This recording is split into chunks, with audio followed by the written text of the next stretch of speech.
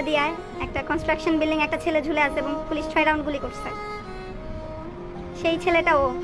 আমরা আমার সামনে যেই ছেলেটা বসে আছে আপনারা কেউ ওকে চিনবেন না, কিন্তু ওর ভিডিওটা হয়তো দেখছেন, যেটা বিবিসি পর্যন্ত গেছে।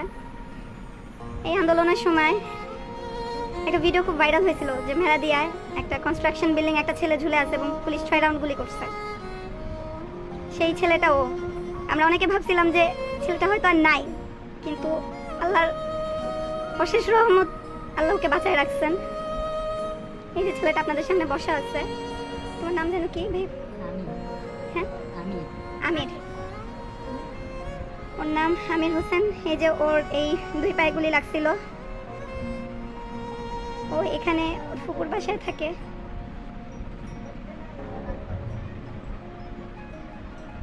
তোমার কিছু বলার আছে?